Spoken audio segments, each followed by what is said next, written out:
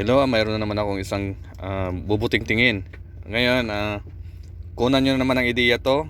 Baka sakaling hindi pa kayo nakabukas ng electric kettle. Isa siyang dekuryenting initan ng tubig. To. Tinister ko yung pinaka heating coil niya.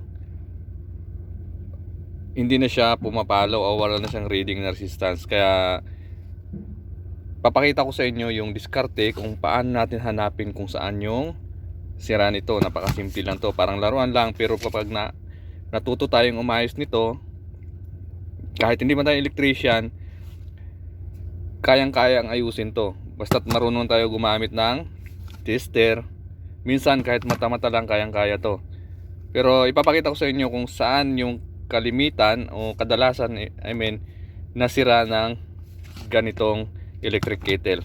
Okay? Baka pag napanood nyo to, hindi nyo na ipapaayos sa electrician yung electric kettle nyo kung mayroon kayong katulad nito. Napakadali lang siya. Yung pinaka socket nya, yung pinaka supply, madalang lang masira yan. Dito siya kadalasan nasisira yung pinaka sensor nito. Maraming sensor to. May sensor dito sa hawakan, then may sensor din doon sa ilalim, sa may heating element nya o sa heater coil nya doon sa baba. Okay? Ayan, bubuksan ko na. Panoorin niyo yung technique kung paano natin bubuksan.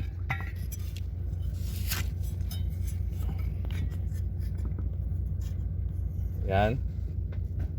Napakadali lang, napakasimple. Una, tanggalin lang muna natin to yung tsaka nga pala, para sigurado tayo, testerin muna natin yung pinaka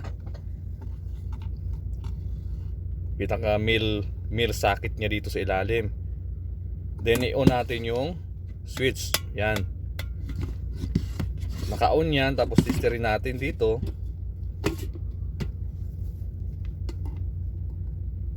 Yan, wala na siya, wala nang resistance. Ibig sabihin mayroon na siyang contact na sira na. Ngayon, unang-una, tanggalin natin sa takip nya, dito sa takip nya. Kadalasan naman pari-parihas yung klase. Yan, tanggalin mo na yung takip. Di nagkakalayo yung mga electric kettle, halos pari-parihas yung design. Unahin natin dito, baka dito lang yung sira. Mayroon siyang sensor dito.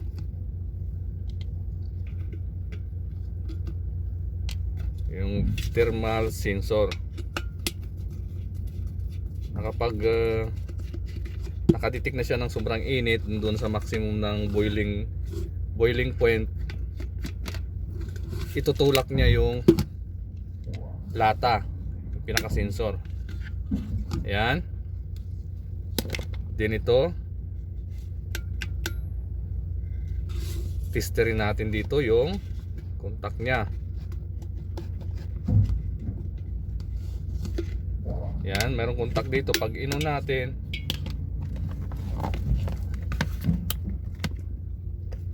yan ang unang-una kong sine-check. I-on dyan, then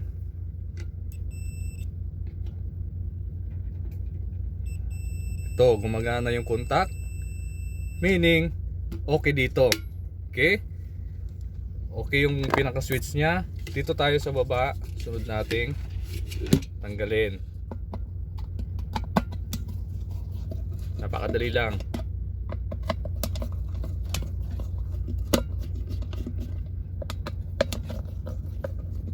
Meron din ditong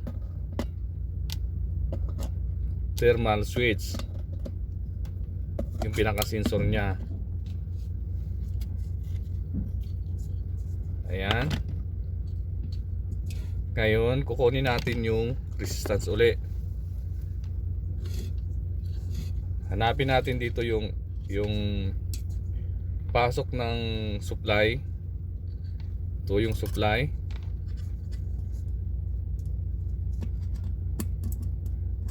Yun, wala na siyang tagos. Ibig sabihin, yung isa meron, yung sa kabilang dulo ng coil. Then tsaka nga pala, yung pinaka coil mismo, ititesterin natin din. Yan, unang-una testerin natin. Ayun, meron pa siyang reading. Meron pang reading yung heater coil niya. Ayan, 37.5 ohms. Ibig sabihin, okay pa. Kaya may pag-asa pa siyang maayos. Ngayon, mayroong sensor dito sa loob. Yun ang yan, tanggalin natin yung sensor sa loob, ang male socket niya. Ayan, basta't unang-una titester muna natin yung heating element niya. Ito, kapag mayroon pa siyang resistance, normal pa siya, walang ibang sira yung sensor dito, thermal sensor na lata. Mayroon dito sa switch na siya yung tutulak para automatic off yung switch. Meron dito sa loob, pero wag na natin bubuksan kasi okay pa siya. Katulad lang din siya nito, yung sensor niya dyan. Bali contact lang siya. Then yung isang supply ay yung galing dito, I mean sa male socket niya. Yan, diretso doon sa switch, then diretso sa isang terminal ng heating element. Yan. Then yung isa naman, dadaan muna dito sa sensor. Dito, double sensor siya. Kaya safety yung kagaya nito. Hindi gaanong delikado kasi sobrang init. Bibigay dito, pag hindi bumigay dito sa may hawakan, isi-sensor niya yung init ng tubig. Ngayon, pag sobrang init na hindi siya bumigay, may isang sensor pa dito sa ilalim. Yun siya yung bibigay. Okay? Ngayon naman, yung diskarte dito, halimbawa inaayos natin to, nilinisan natin yung contact, tapos ganun pa rin, lagi siyang nasisira yung contact dito. Pwede nating ibalik konti to yung paan niya, ipailalim natin ng long nose para medyo may distansya konti yung sensor niya, na hindi lagi siyang nagkuklose doon, hindi niya laging tinutulak yung pinaka toser niya doon sa loob para iangat yung contact. Okay, papakita ko sa inyo, bubuksan ko para makita ninyo mismo yung hitsura sa loob. Wait lang, bubuksan natin.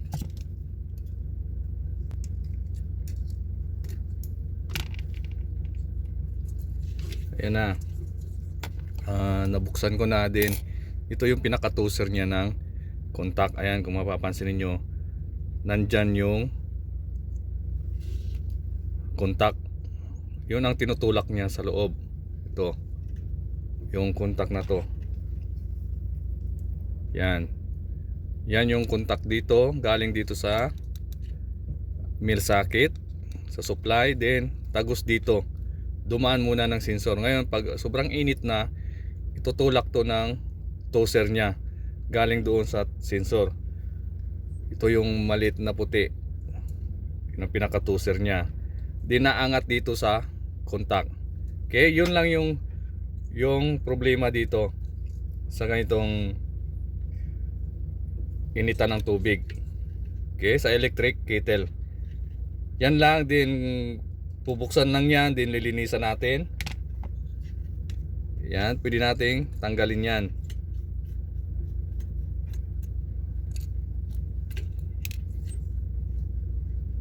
Yan. Ganun lang yung mukha niya. Din ito yung isang contact niya rin. Lilinisan natin. Medyo may itim na siya. Then itulak natin kunti yung to palabas. Sobrang tagal kasi nami-melt na yung lata, kaya gano'n, nagdidistansya na yung contact. Kaya yung diskarte dyan, ibalik natin palabas yung pinaka contact nya. Napakadali lang. Then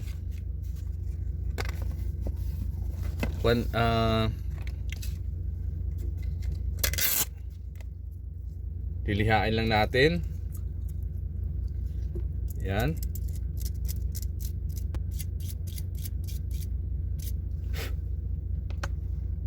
Ganon din dito sa kabila.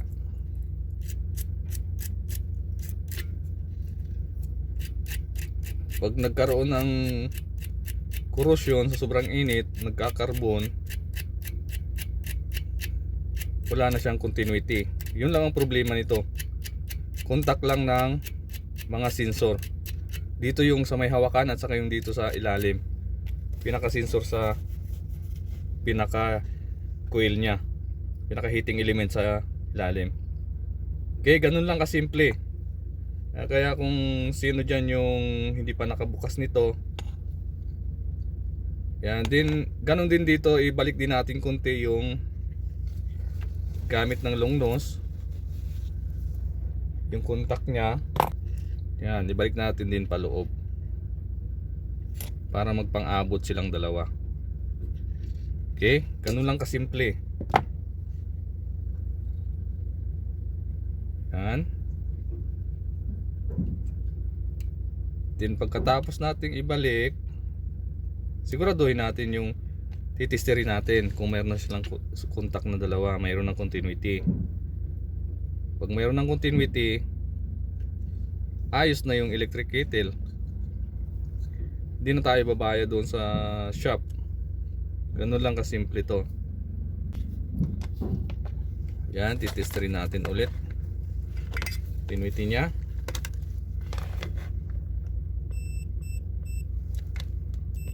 I-buzzer natin para sigurado. Ayun na, mayroon na siyang continuity. Okay na yung electric kettle. Then mamaya ipapakita ko na sa inyo, susubok ko, babalik ko muna, susubok ko siya, then papakita ko sa inyo kung okay na. Ganun lang kasimple. Kung hindi pa kayo nakaranas mag repair nito, ganun lang yung tips ko sa inyo. Okay, yung hindi pa naka-encounter dyan, simpleng trabaho lang yung ganito bilang isang electrician. Okay, mayroon ka ng pang merienda. Yun lang yung sira nya.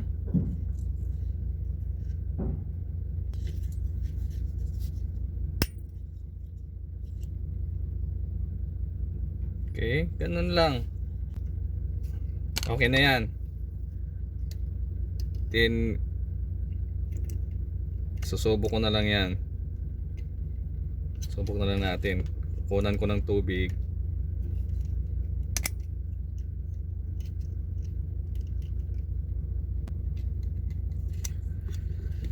Okay, naibalik ko na. Yun lang yung problema niya, yung contact. Ngayon, kung katulad pa rin ng dati, lagi pa rin nag-o-open yung contact, ito yung second choice, yung second technique na gagawin. Medyo ibalik natin to kunti yung paa niya. Balik natin pa ganun. Kasi sa katagalan, yung bigat ng kettle, lagi siyang may tubig. Paglagay, natutulak to. Kaya masyadong dumidikit na to yung sensor. Kaya konting init lang ng tubig, agad-agad tinutulak niya doon yung pinaka-toaster niya, nag-open agad yung contact. Kaya ito yung paa niya, iaangat natin konti.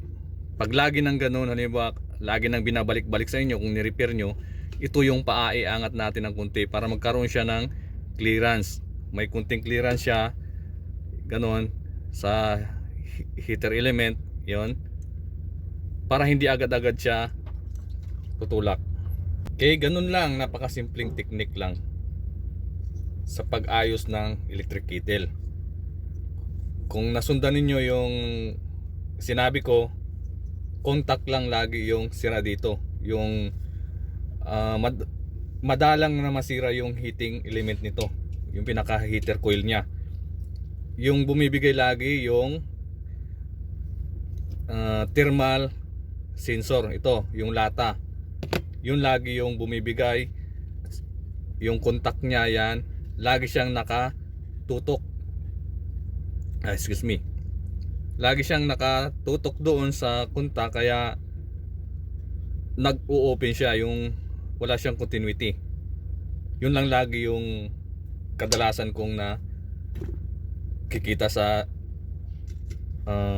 kettle na to pag nag-ayos ako. Okay? Din minsan nagbabara rin yung toaster na yan, yung puti, yung tinanggal ko yung maliit. Yun lang din ang galaw-galawin natin. Kung gusto nyo, kung mayroon kayong grasa kunti, pwede siyang lagyan para dumulas siya, kasi minsan yung plastic, o linisan na lang siya ng maayos, liha, para lagi siyang madulas, gagalaw. Kasi minsan nasusunog na yung plastic, hindi na siya makalaro. Kaya nag-i-standby na siya doon, tumutulak sa may contact, nag-o-open na yung contact, wala ng continuity. Yun lang lagi yung tips ko sa inyo. Yung dito naman sa may handle, yung mayroon din sensor dito, ganun lang din. Yung contact niya rin minsan yung nasisira dito. Sa katagalan na gamit, siyempre yung tubig, nagkakaroon ng kalawang yung lata dito, yung thermal sensor, yung lata. Kaya lilinisan mo lang yung lata doon, nililihaan ko lang, dinia-adjust lang din konti yung contact niya dyan, dito sa may switch, para okay na. Okay, yun lang yung sira nito kadalasan. Okay, hindi ko na ito bubuksan, okay naman dito yung handle, pero contact lang din, katulad nito yung nasa loob nito, yung sa may handle. Then ganun din yung sensor dito, katulad din nito. Bali dalawang sensor, double safety siya. Pag hindi siya nag-trip dito sa may hawakan, nag-open, o-open dito sa baba. Kung sobrang init na, halimbawa matutuyo na yung kettle mo, ito yung bibigay na sensor yung sa baba. Okay, then tuloy-tuloy lang yung panonood, kasi kukunan ko rin ng tubig, lalagyan ko na ng tubig. Susubok na natin, ibabalik ko na dito, then itatry na natin kung gagana o hindi.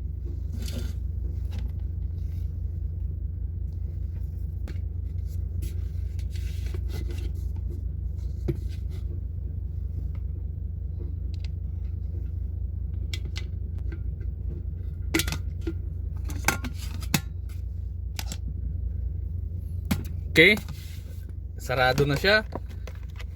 Then kukunan natin ulit ng resistance. Kukunan ko siya ng resistance. I-on, kailangan i-on dito yung switch. Then kunan natin ng resistance dito sa male socket nya. Ayan, meron ng reading na 37.4. Ibig sabihin, konektado na lahat yung sensor nya. Yan. Then isusubok na natin, kukunan ko siya ng tubig, lalagyan ko siya ng tubig. Okay, then try natin. Yan na, may tubig na. Nilagyan ko na ng tubig. Wala pang 30 minutes, may pang merienda ka na pag matuto kang mag-repair ng ganito, yung mga beginners. Yan, tutukan ko ng camera kung gagana ba o hindi. Ayan, umilaw na. Yan, ibig sabihin okay na yung Then ito mag-automatic to. Yung sensor niya dito, pag umabot na doon sa pinakamainit niya,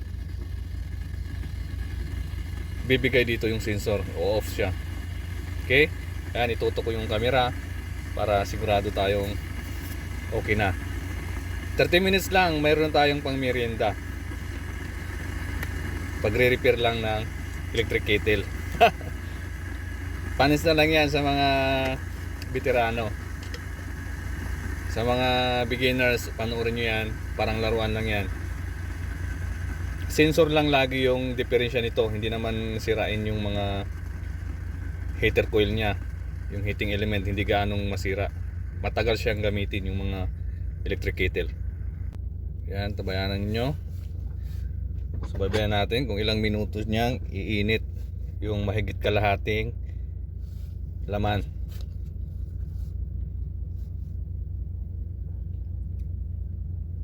Ganun lang yung bigay kong tips. Pag lagi siyang bumibigay pa rin, di ba, lagi pa rin open yung sensor, iangat lang yun yung pinaka paan niya sa loob. Kasi minsan sa katagalan, mabigat to yung electric kettle, laging na tutulak.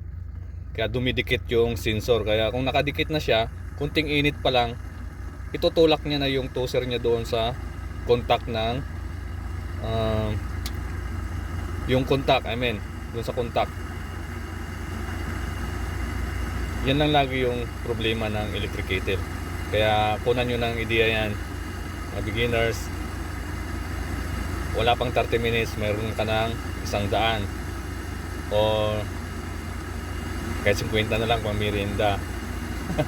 O sa bahay natin, hindi na tayo magpapayos. Kahit hindi tayo electrician, basta marunong tayong tumingin ng kung may tester, ganon. Marunong tayong gumamit ng tester. Kahit manual na lang, tingnan kung nag-connect ba ang contact niya or hindi, nag-open. Pero mas maganda pag may tester kasi baka sakaling yung heating element niya yung sira, yung coil niya, wala na, hindi natin ayusin. Hindi mo na talaga maayos yun. Bibili na lang ng bago. Sensor lang talaga yung kailangang ayusin dito.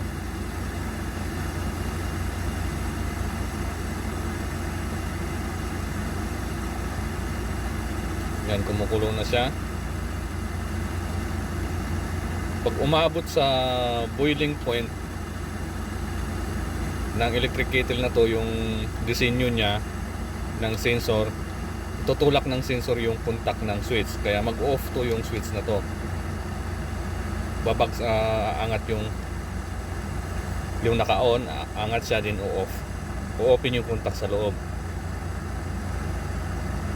Yun ang function ng electric kettle. Hindi rin pwedeng naka-direct kasi pag napabayaan sa mga bahay, napabayaan ito nagkakaroon ng sunog pag naka-direct. Pag mayroong mahilig mag-direct, nagpa-repair kayo, dinirect, huwag nyo nang ipa-direct kasi delikado yun. Kailangan dumaan pa rin sa mga sensor nya. Yun ang pinaka-safety ng mga appliances sa mga bahay natin, yung mga sensor. Kahit yung mga oven na yan, mayroong mga sensor yan. Rice cooker, hindi pwedeng i-direct natin pag nag-repair tayo. Mahirap na, tayo yung babalikan. Maya nasunog yung bahay, ang nagpaayos sa atin, yung bahay nila nasunog dahil lang dinirect natin yung mga ganitong mga appliances. Yung bawal yun, mawawalan tayo ng lisensya.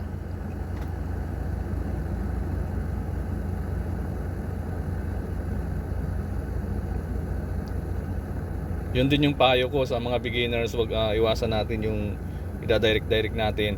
Pero kung mayroon pang sensor na isang natira, yung isa na lang yung sira, pwede nating i-direct.